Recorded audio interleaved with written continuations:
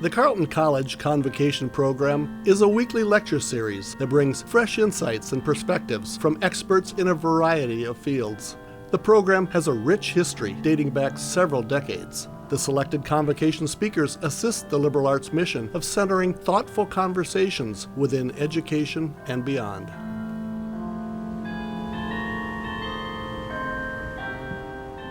Good morning. My name is Abhimanyu Rao from the class of 2028, and I'm a prospective physics major. Before coming to Carleton, I did some work using superheroes to teach physics, and I discovered Professor Kakalios' work in the process, loving it instantly. Hi everyone, my name is Ada Costiniano, also class of 28, prospective major in physics and philosophy, and I was drawn to Professor Kakalios' unique take on physics solely through its applications to this natural and supernatural worlds. Professor James Kakalios, an internationally recognized expert in the superhero science, is the Taylor Distinguished Professor in the School of Physics and Astronomy at the University of Minnesota.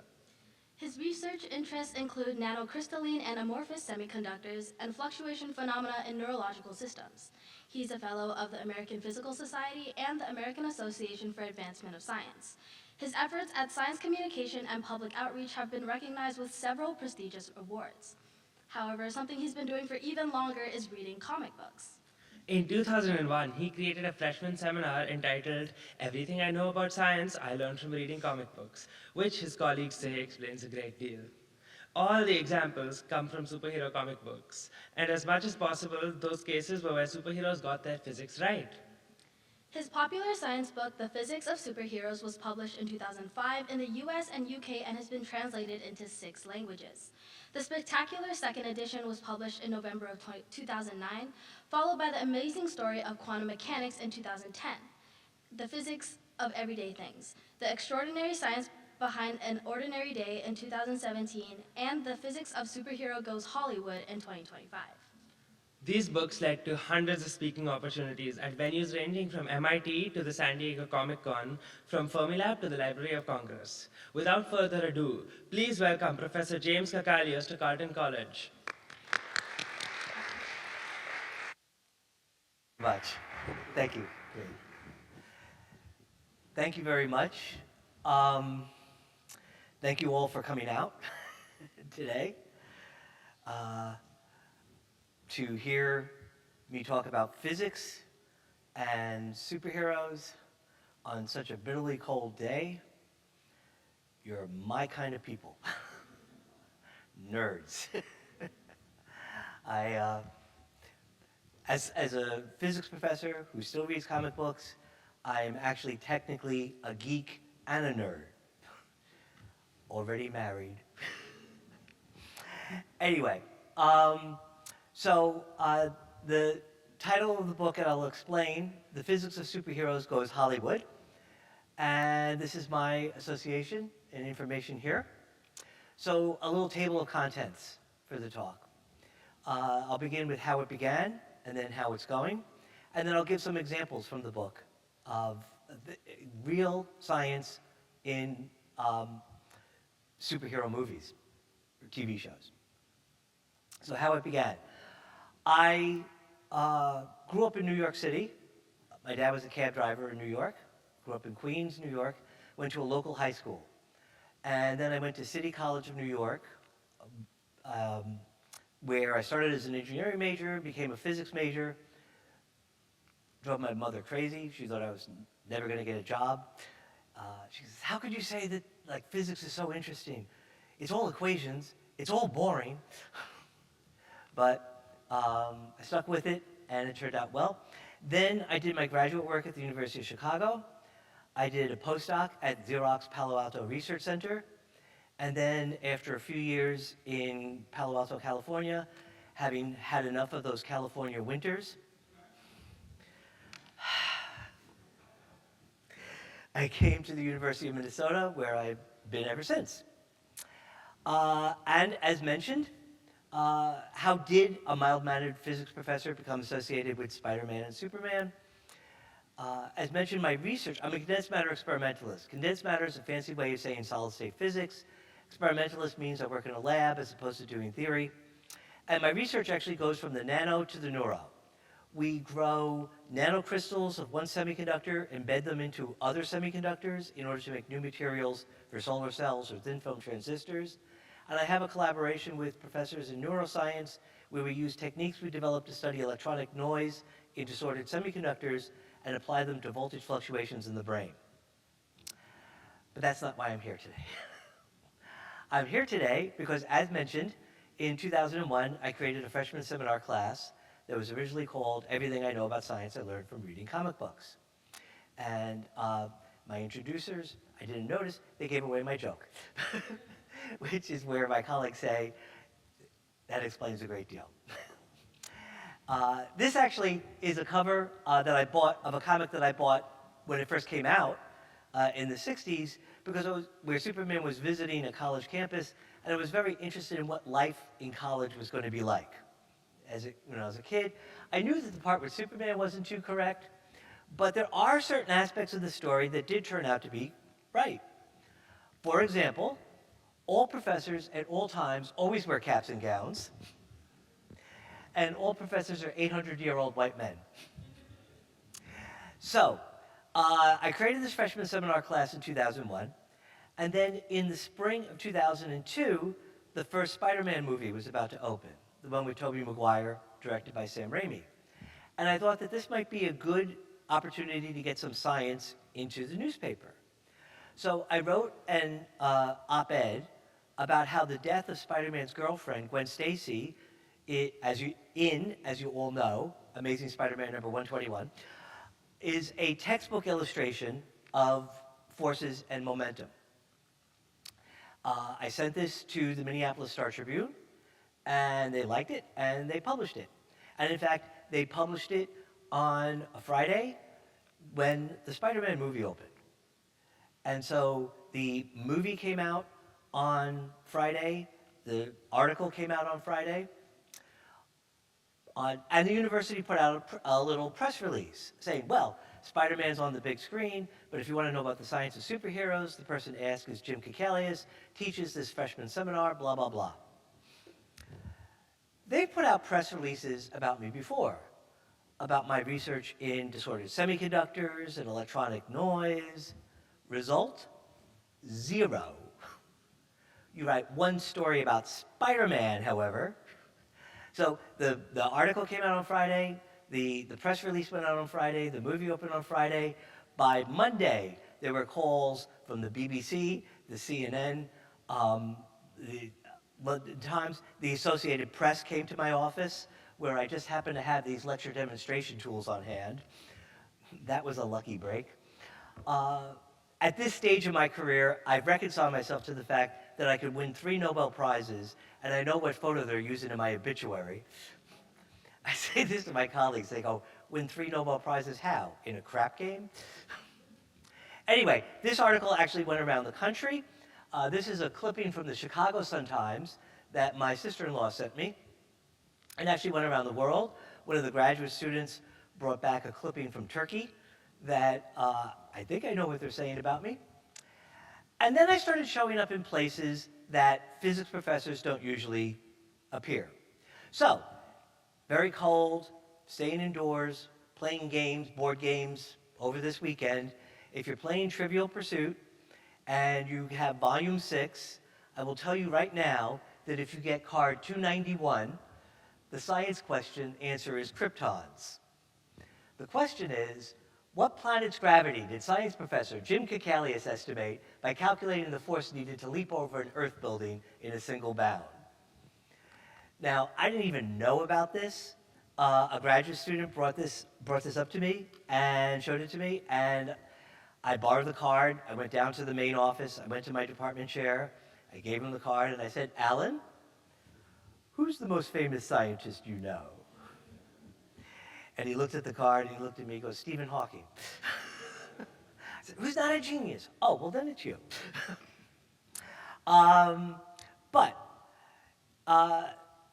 Let me point out that I'm not going to try to explain, account for their powers. Superheroes aren't actually physically possible, okay? Spoiler alert. So, rather than go around and say, well, this could never happen, and this is impossible, and what's the deal with the Hulk's pants anyway? Unstable molecules. Being Dr. No or Professor Grump, what I do is I'd rather point out how obvious that is. I grant each character a one-time miracle exemption from the laws of nature to account for their powers. And then I ask, are they using their powers in a physically plausible manner? So if you were super strong, or could stretch like a rubber band, or run at super speed like the Flash, could you do many of the things that the character are shown doing? Oftentimes, the answer is yes, once you make that suspension of disbelief. This is really no different than in a physics class ignoring friction or air drag, or when we're teaching, assuming students care about physics. Another suspension of disbelief. Here's an example from the comic books. This is an example from the first book, The Physics of Superheroes. The Flash, for comic book reasons, can't touch anyone without like super aging them and killing them. Anyway.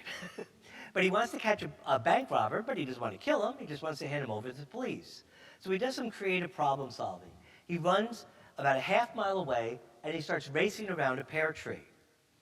And he's thinking, I'm setting up currents of air that are knocking these pears off of the tree. Now, in the second panel, by racing back at super speed, I will bring the pears swiftly with me, right? The Bernoulli effect. He's creating a little partial vacuum behind him.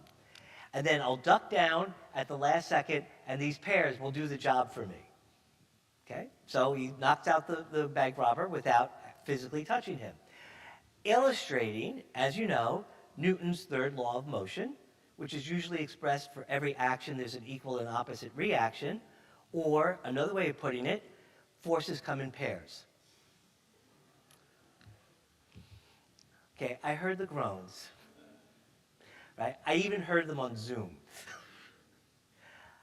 And let me just remind you that I am a teacher.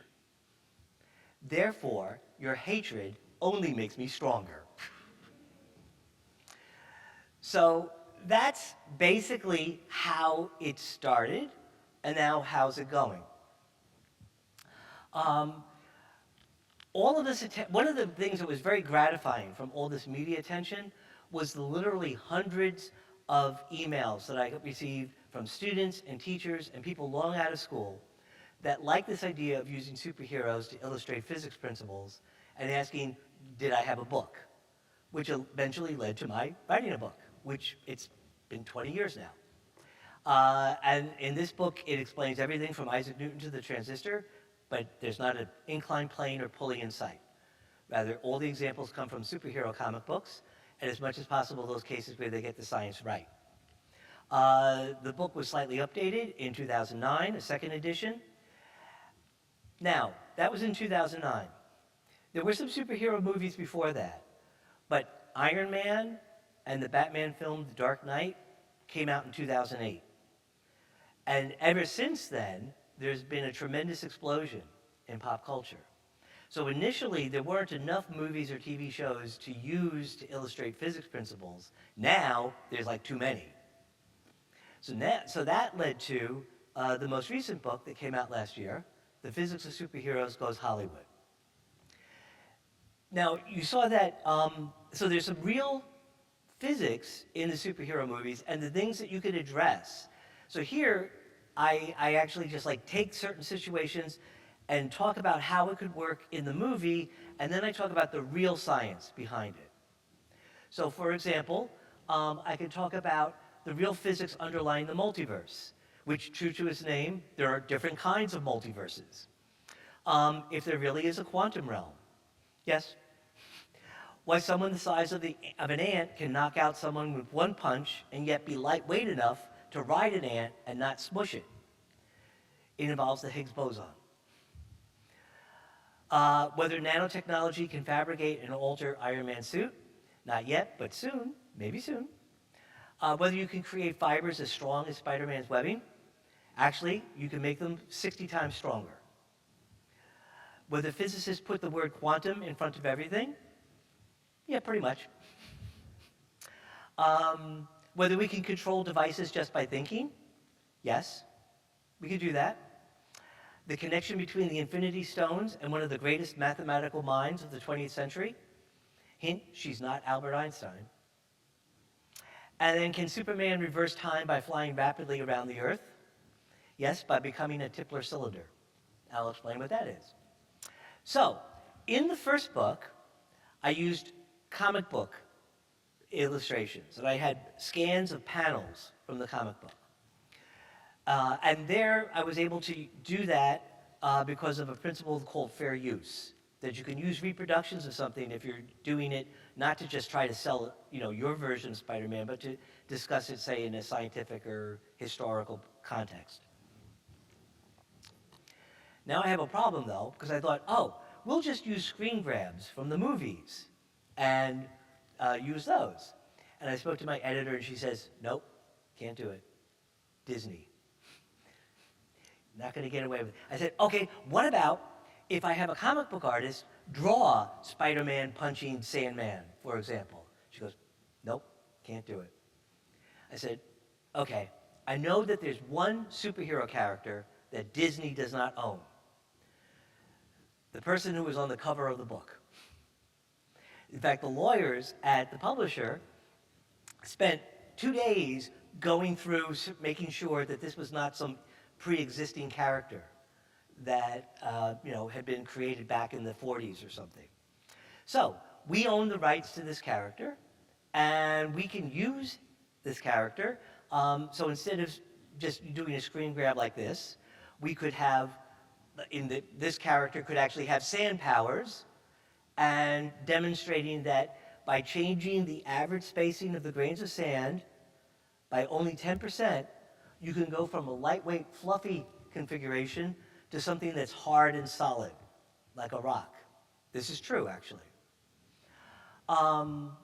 Now, in the past, he was just on the cover, and I didn't really refer to him. But now he's going to show up in the book, and I had to give him a name, because he's going to show up again and again and again. And just suddenly, talking to my editor, the only possible name occurred to me. This character is Captain, Legally Protected Intellectual Property, or Clip-Pip. And Clip-Pip has the ability to exhibit whatever power I need in order to illustrate the physics that I'm talking about. All of the art, actually, a friendship that I made back when the first book came out, and I was at a local Comic-Con in St. Paul, is 5-time Eisner Award winning professional comic book artist Gene Ha. And Gene did all the illustrations, and he did the cover for the book, and he's been amazing. So, a little bit, let's talk about Spider-Man and some things that are physically correct. So, wall crawling and web swinging. How does Spider-Man stick to walls? How do gecko lizards stick to walls? Static cling. They actually for the gecko, for example, I haven't had photos. Well, actually, we do have photos of Spider-Man's fingers. We'll come to that.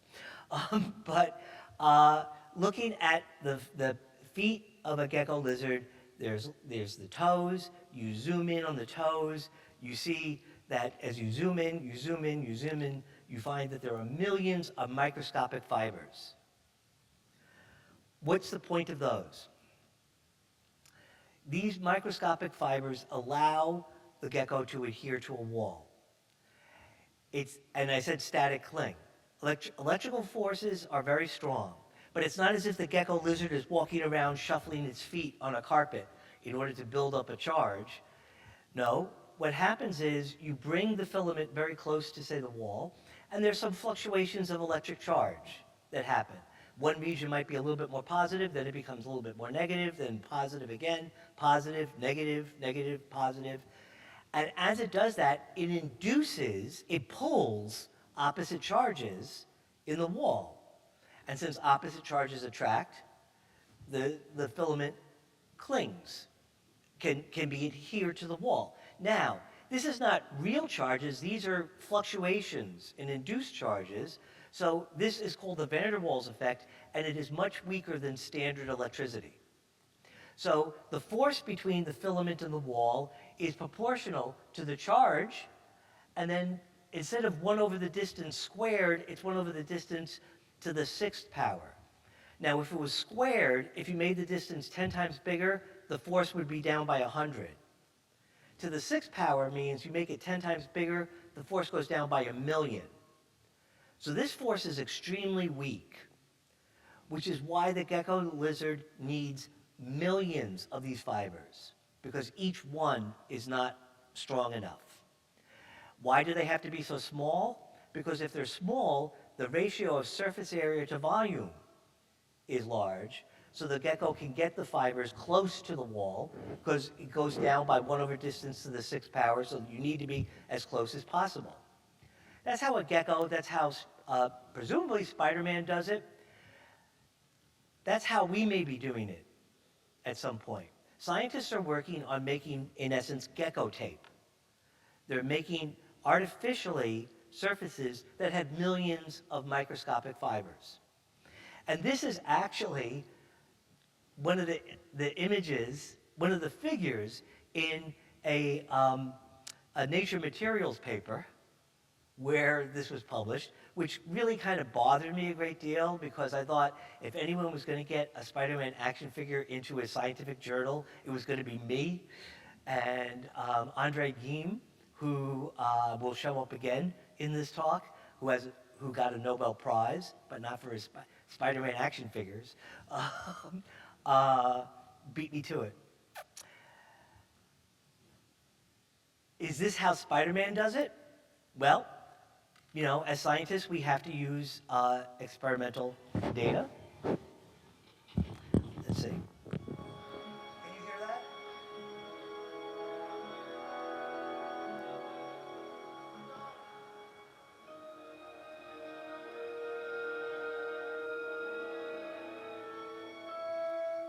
Okay, here comes the fibers, but they're not really van der Waals fibers. But they didn't talk to me about this. I could have told them.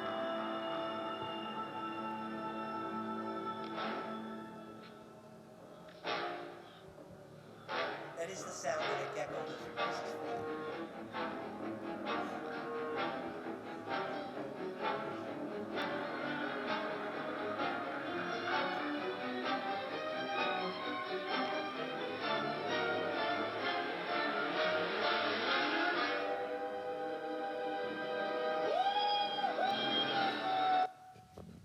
Okay. There we go.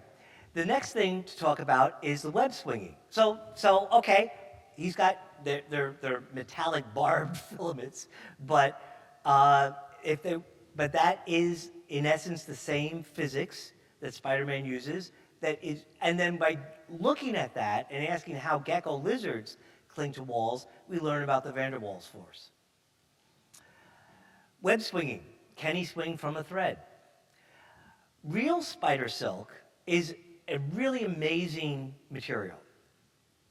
It is pound for pound, has a tensile strength stronger than steel, and it's stretchier than nylon. It does this by having rigid nanocrystals within the webbing that provide the stiffness, that are connected by long-chain polymers that provide the elasticity. And the whole thing is in a fluid-filled cylinder that basically uniformly distributes the force along the length of the webbing. You can look at images of Spider-Man swinging around and calculate how much force is on the webbing and estimate the cross-sectional area of the webbing and make an estimate of what is the webbing is strong enough to hold him up or not. But realistically, the best way to determine the strength of something is to keep stressing it until it breaks. So once again, we're scientists, so we need data. So in Spider-Man 2, Spider-Man's on a runaway elevated subway train. Well, not really subway, it's an elevated train in New York. And in order to stop it, he shoots out a number of web lines.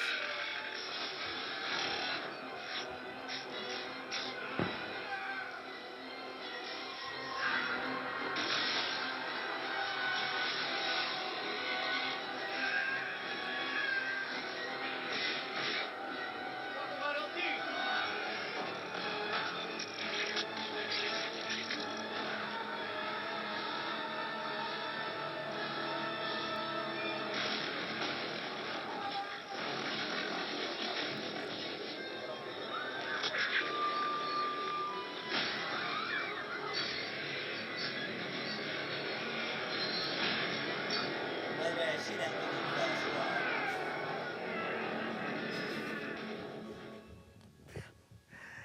And as a New Yorker, I can confirm that that's usually how they have like the stopping point for trains. It's like some elevated track that just cuts off in the middle of Midtown. But we can use this to actually calculate what the tensile strength of that webbing is. We can estimate the diameter of the webbing. We can count the number of web lines that he shoots out.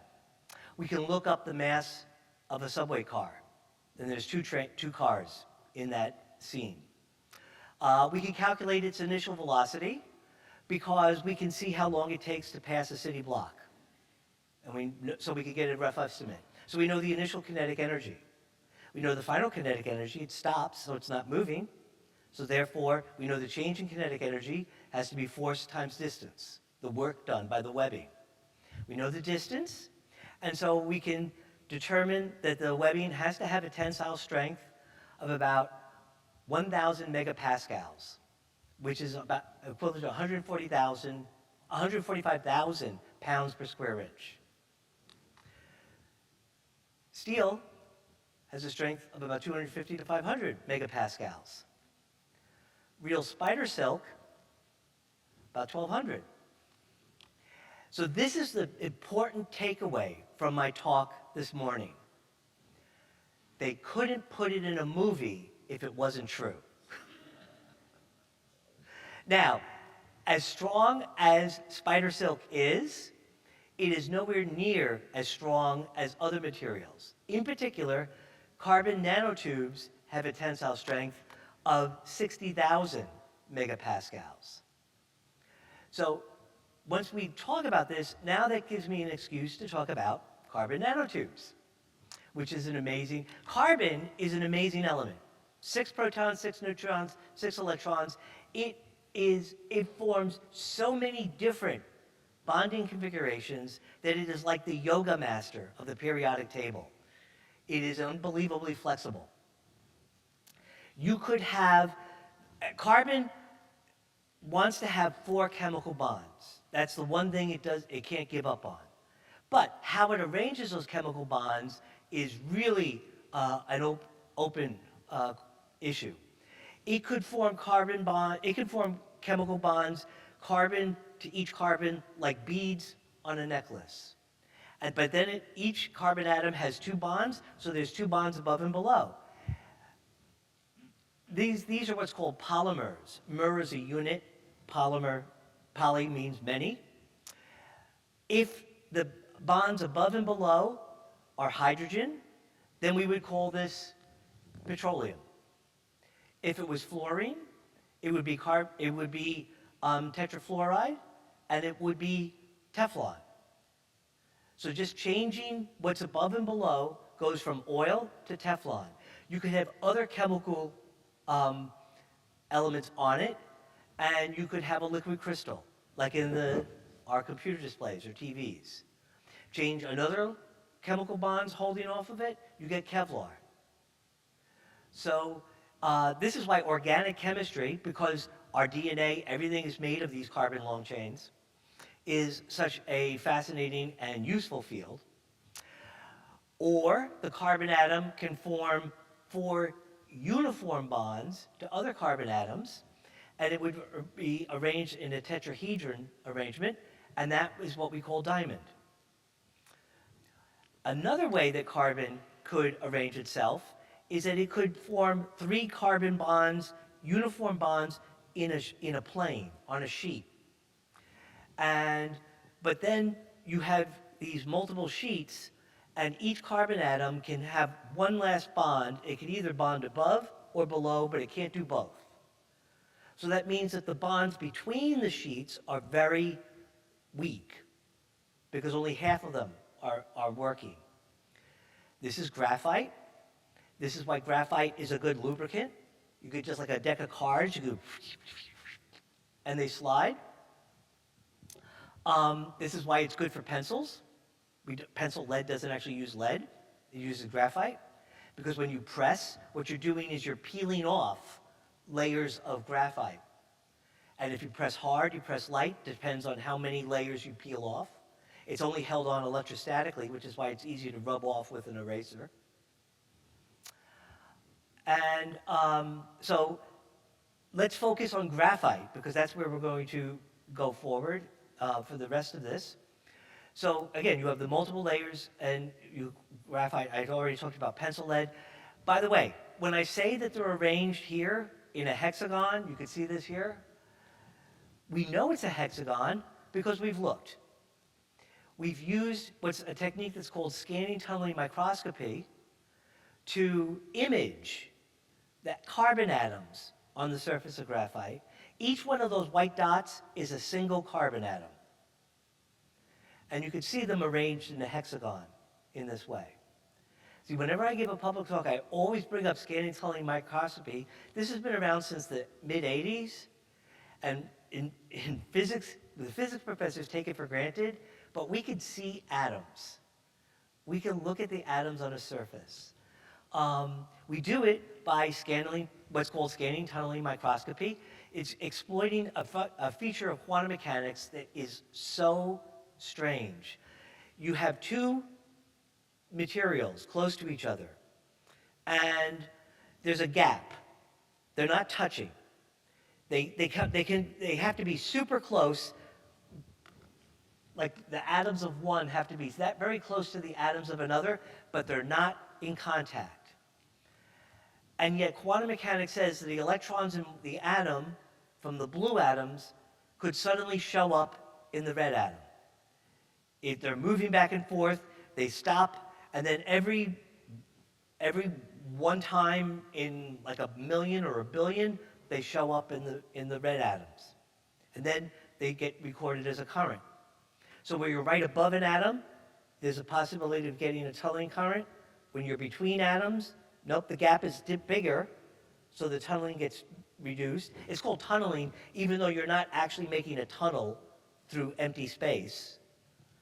It just shows up. And this is the part when I first learned quantum mechanics, I said, that's it, I'm out. Because I bought everything up till now, but there's no way that electron is just popping from one side to the other. But the chips in your smartphone, you have what's called tunneling diodes, would not work if this was not a regular, dependable process. You don't know which electron is going to go over, but if you send 1 trillion and it's 1 in a million, well, then you'll have 1 million of them in there. And it's very sensitive to the separation.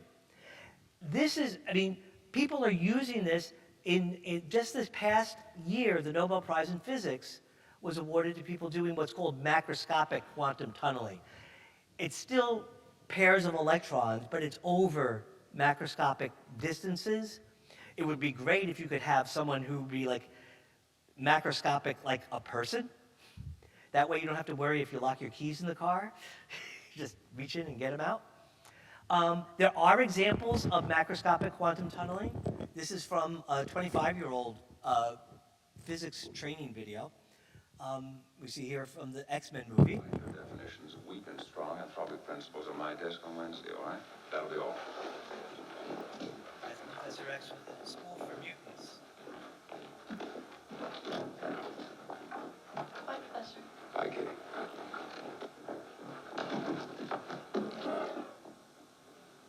Physics.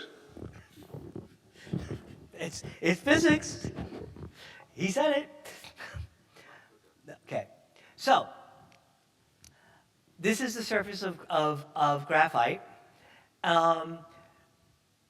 Physicists had predicted that if you had not many layers, but one plane, that material would have really very special properties. And in fact, it's given a special name, graphene, not graphite. And it does have really remarkable properties, but the problem had been being able to manufacture it. How do you make something that is 1 atom thick? It turns out, by the way, that the atoms, the bonds between the carbon atoms in that one sheet are stronger than the bonds between carbon atoms in diamond. So this is stronger than diamond. It's 1 atom thick, so 97% of the light passes right through it. So if you needed something to make Wonder Woman's invisible jet, I would use graphene. If you had a sheet of paper and you held it at the edge, it would flop down due to gravity. Graphene would stay level, and it would stay level even if 2 of you were standing on the edge. It wouldn't deflect. That's how strong those bonds are. Now, we don't know how to make a sheet of paper of single crystal graphene yet, but we're working on it. It was difficult to manufacture. Andre Geim from Gecko tape fame figured out how to do this.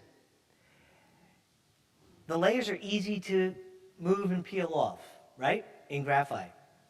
So they put some Scotch tape on top of it, and they pulled it out. Then they put some more Scotch tape and pulled that out. Scotch tape, until they finally got down where they had 1 atom thick piece of graphite or graphene. For this, the first production, synthesis, and experimental study of graphene, Andre Geim and his postdoc, Konstantin Novoselov, won the 2010 Nobel Prize in Physics. So, if you have sticky tape and a pencil at home, you have all the materials you need to do Nobel Prize quality research. No excuses. If you had that single sheet of graphene and you were able to roll it up into a cylinder, and ClipHip is here helping us out. This is actually not how you make nanotubes. You can't roll it up like that, but it illustrates the idea. Now you have a carbon nanotube. The diameter is only about 3 to 5 atoms across. And that's limited by the sheet of graphene. Remember, those bonds are extremely strong, I said, in that single layer. So, if you had a cable of graphene, of a carbon nanotube, that was no bigger than, say, the period in a sentence, it would be strong enough to hold up 2 SUVs. Unfortunately, okay, once again, is this Spider-Man's webbing? Is this, well, in the 2017 Spider-Man Homecoming, the one with Tom Holland as Peter Parker, here we see he's using the webbing to hold together 2 pieces of a ferry that got split apart. Don't ask. And earlier in the film, we see him in his chemistry class making up the web fluid. And when we enhance on the notebook that we see for just a second, we see here there are these, you see here, it's kind of hard with the lights here, but here are the hexagons of graphene. And you see the long chain molecules, the stretchiness that is there. They couldn't put it in a movie. Right? Now, up until fairly recently, the largest carbon nanotube you could make is about maybe 10 microns or so, which is about the size of a cell in your body. So not very useful, not very practical. Interesting from a science point of view, but Scientists at Cincinnati and in Manchester, UK, are actually working on making braided cables out of carbon nanotubes. And they have actually been able to make some that are 50 yards long. Now, because they're braided, they don't have the strength of a single carbon nanotube, but they are still extremely strong. And you can see them here pulling this out like a webbing. They're actually interested in it not for its structural strength, but for its electronic properties. And you could then make clothing that could store electrical energy. So just by walking around, you'd store up enough energy that you could just keep your cell phone constantly charged, for example. So there are all sorts of applications that will come from this, people just trying to understand how atoms interact with each other, how they interact with light. The people who develop quantum mechanics were just trying to make these basic understandings, and they have created the world that we live in essence. Okay, great. Actually, I'm doing pretty good. Last thing I want to talk about is Superman and time travel. So, Superman first appeared 1938, created by Jerry Siegel and Joe Shuster, these teenagers that lived in a suburb of Cleveland, Ohio. Metropolis for them was Cleveland.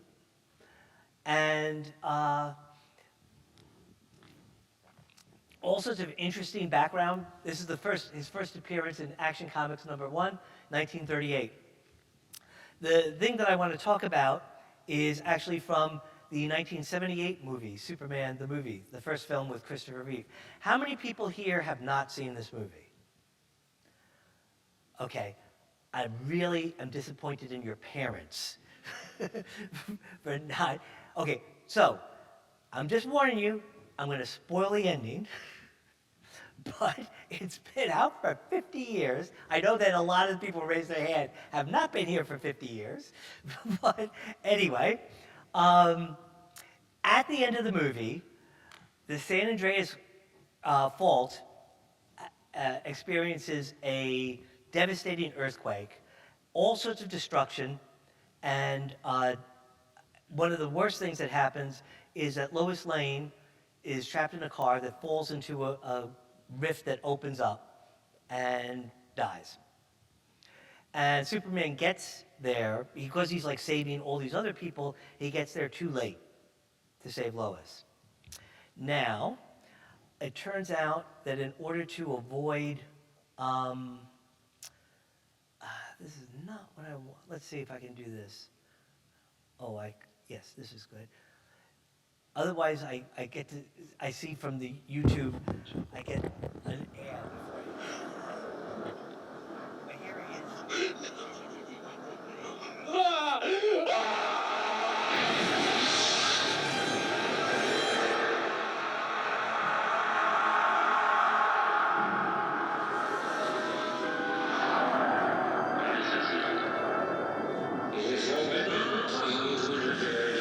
One thing I do know, son, and that is you are here for a reason. Those things I could do, all those powers, and I couldn't even save her.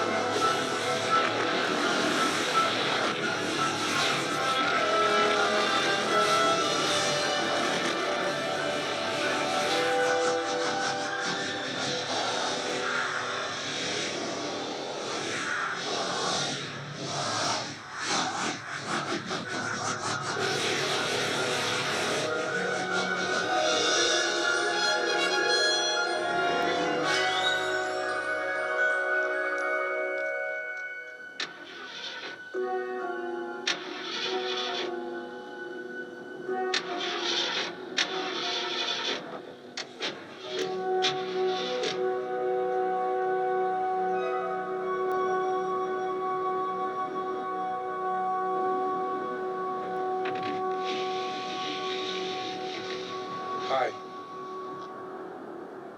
Don't bother, I think it's dead. Sure is dead. The problem with Men of Steel is never one around when you want one. Well, he was around, you just didn't know it. These are in case I couldn't get the video to work. So just summarizing quickly, but Superman saves the day. Now, how fast? So this was like always just kind of like left open. And then a few years ago, I actually realized that there was a physics accurate way for this to happen. I mean, obviously we grant Superman a miracle exemption from the laws of nature. I'll get to that in a moment.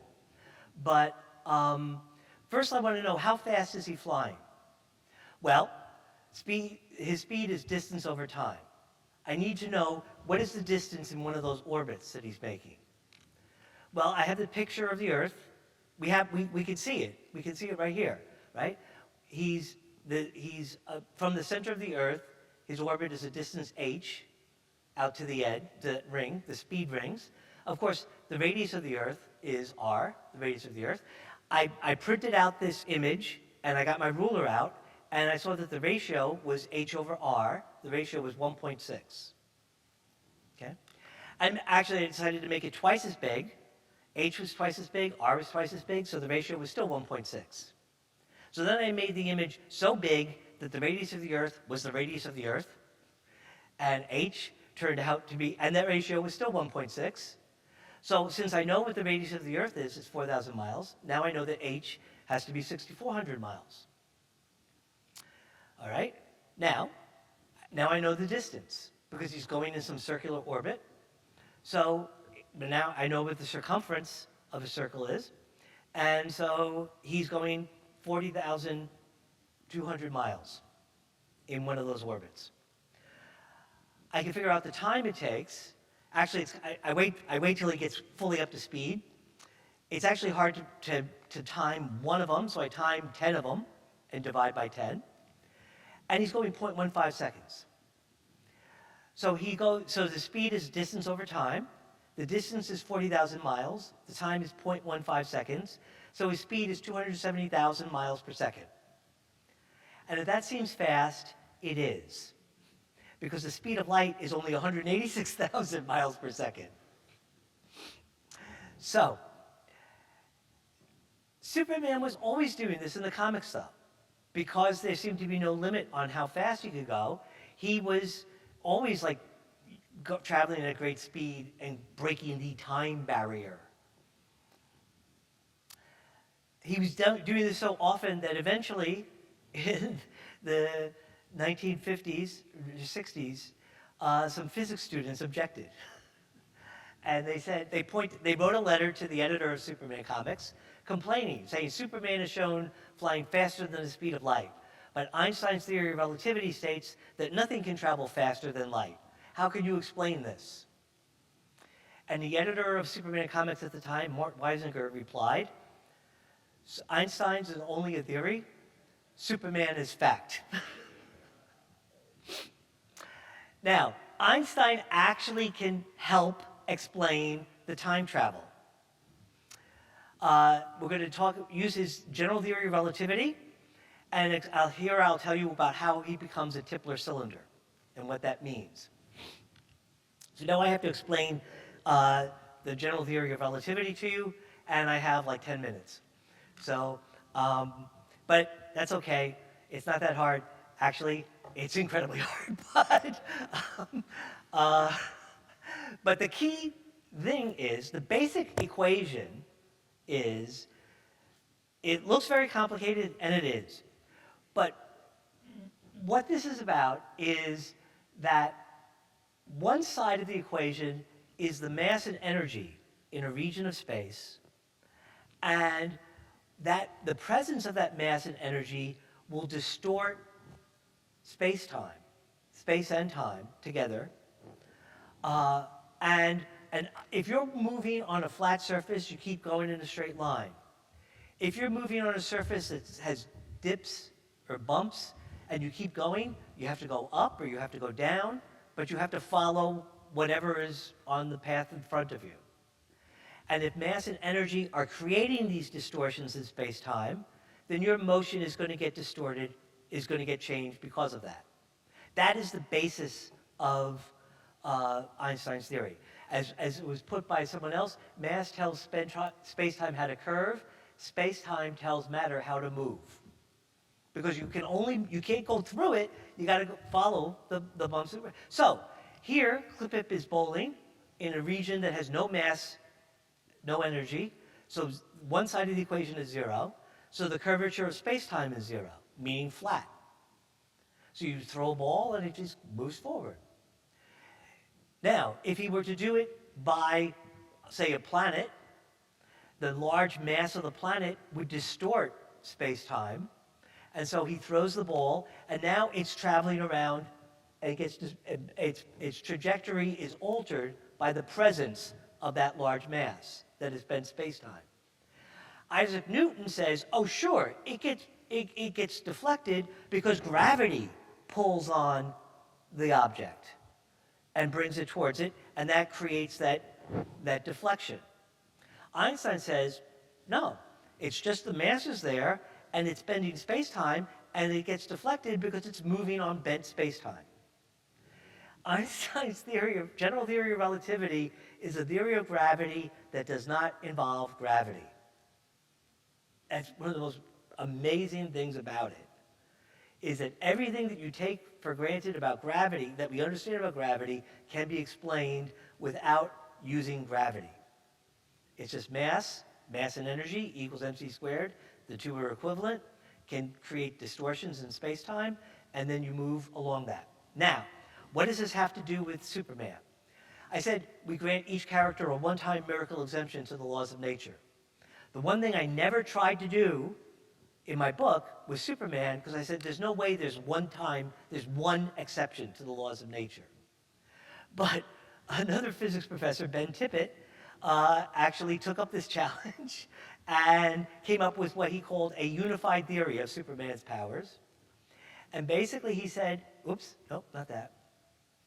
That what Superman's powers can be explained if he can change the inertia, basically the mass, of anything that he comes in contact with.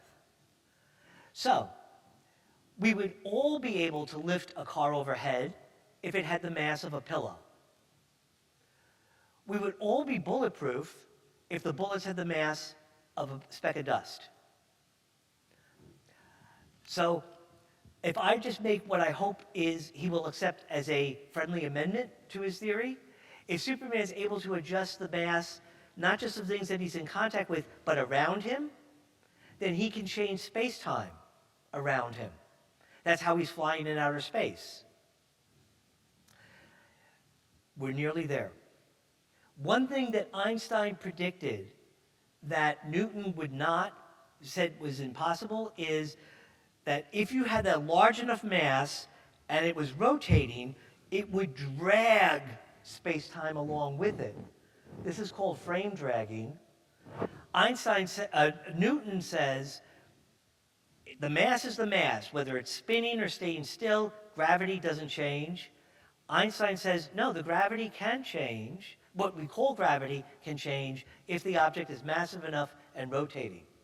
And in fact, there's a giant black hole in the center of the Milky Way galaxy that is rotating, and by looking at the effects of X-rays of matter that is falling into it, we can confirm that this is a real thing. Frame dragging is a real effect. Okay, and then we get to Tipler cylinders. Tipler is a physics professor at the University of Maryland in College Park, and in the 1970s he wrote a paper that said, you can actually use frame dragging to make a time machine. And I will now tell you how to make one. Remember, I told you how to make graphene with sticky tape and a pencil. This is a physics-accurate way to build a time machine, going forwards and backwards in time, okay?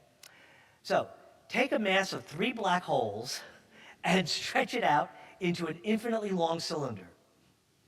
Have it now rotate at very close to the speed of light, and you will induce massive frame dragging. And now, Tipler showed that there are certain trajectories that are what's called closed time-like loops that basically bring you either back to where you travel, but you come back at the same point in time that you left. Or you can come back even further back than when you left. So here's something that I found, Tipler's two-way time machine. That's not really very impressive, so that looks better. But these are these closed time-like curves where you come back not just to where you started in space, but where you started in time.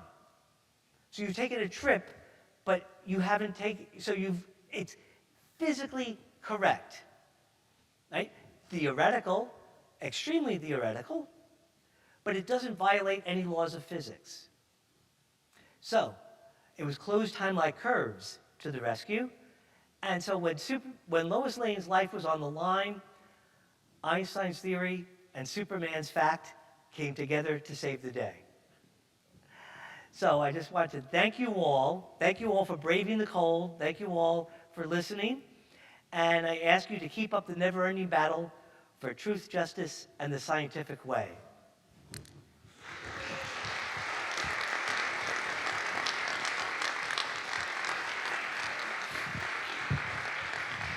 Thank you very, very much for your presentation, Professor, and thank you all for being here.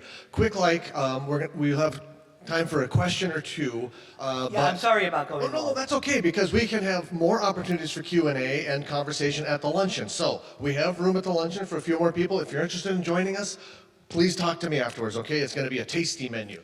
And also to mention, I got food on the head already.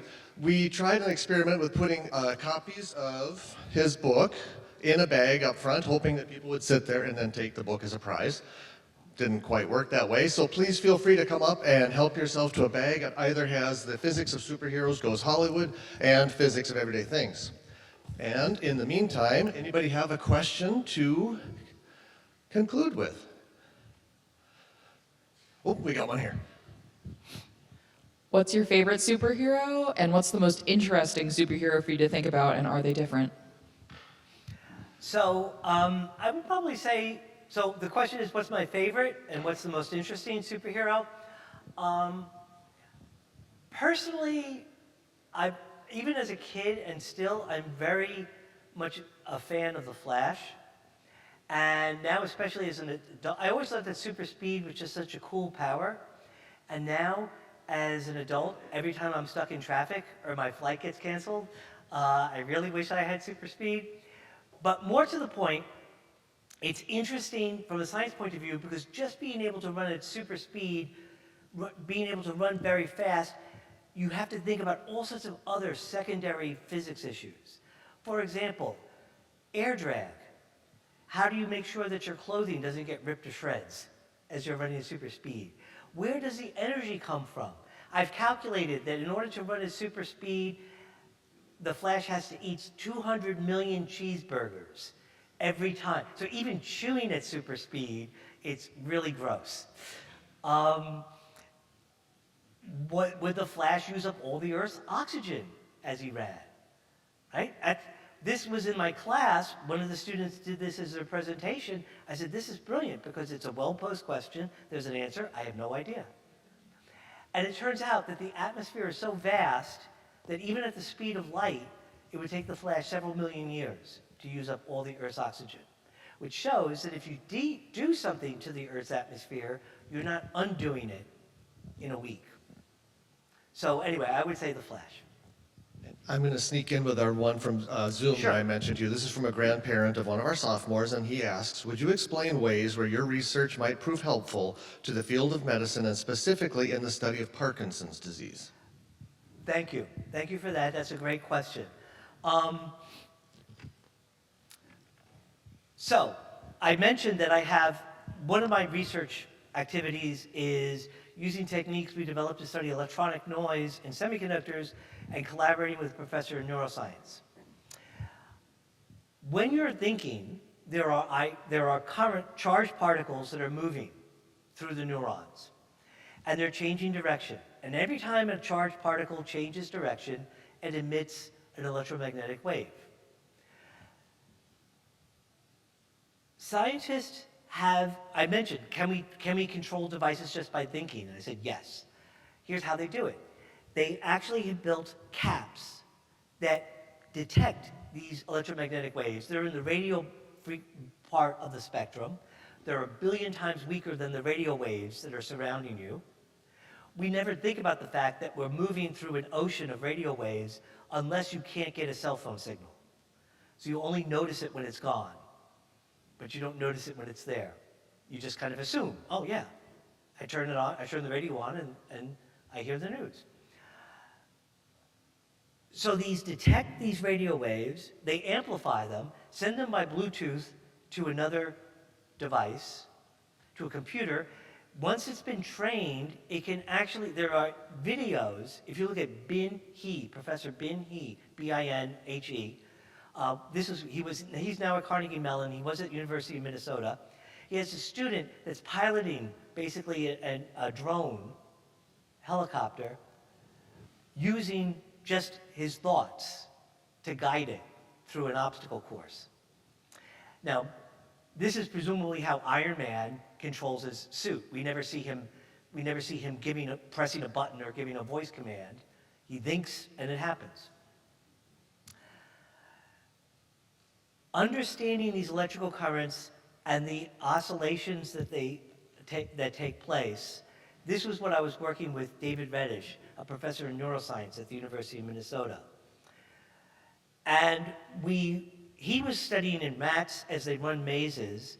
They get some rat chow when they completed the task, and then they can start off and they run again and they run again. He was using electrodes, not these caps, but detecting these signals in the rat's brain. And you get all sorts of noise, and then there was a coherent sine wave, and then it gets all sorts of noise. And the neuroscientists are just trying to figure out what is this and what's going on.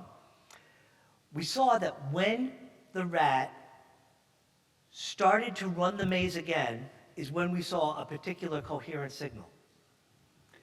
And I asked, what is this? What if that's the rat actually deciding or thinking, I want to start running? And he said, well, then it helps Parkinson's, because Parkinson's is an inability to start or stop voluntary motor control. And we were measuring a part of the rat's brain that governed voluntary motor control. When you're just walking and you're talking to someone and you're not paying attention, you use one part of the brain. When you start or stop, you use a different part of the brain. I'm not an expert in neuroscience, but one thing I've learned from talking to these people about the brain, it'll never work. I don't know who came up with this, but it is the most kludgy thing I've ever seen. But anyway, this is the type of stuff that then people are looking at for perhaps application. Like in Medtronic, they're looking at trying to basically make pacemakers or some types of things using the brain. Another person that I collaborated with, Tay Netoff, in the Department of Biomedical Engineering, is looking at epilepsy. And there again, before you get the muscle spasms, you could see pre-spasm oscillations in the brain. And once you see that, and you know what frequencies it is that are there, you could send in a wave that is a completely out of phase, and like noise-canceling headphones, you can remove the oscillation. And by damping that out, you prevent the epileptic seizure. So this is the point. Using superheroes to explain physics, okay, it got me to get my comic books purchases labeled a tax deduction, but but more importantly, you're interested in learning the science, and that's great. When I try to explain science sometimes if I try to explain some aspect of my research to my colleagues in the physics department and they don't understand, they will interrupt, they'll ask questions, they'll say, wait, I don't get this, what are you talking about? If I do the same bad job talking to my next door neighbor, he thinks, oh, I don't understand it because I'm not smart enough. But it's I just didn't do a good enough job explaining it. But if you tell the same story with Spider-Man or Superman, those shields don't come up right away. And if you could tie it to a narrative, you have a better chance that they will remember. what you're talking about. So anyway, that's what I like about that. I think we're kind of out of time, so I'll give the last words to Clip It and say that's all, folks. Thank you very much. Thank you again very much, Professor Kakalios. Thank you all again. And again, if you'd like to join us for lunch, keep the conversation going, talk to me afterwards. Thank you.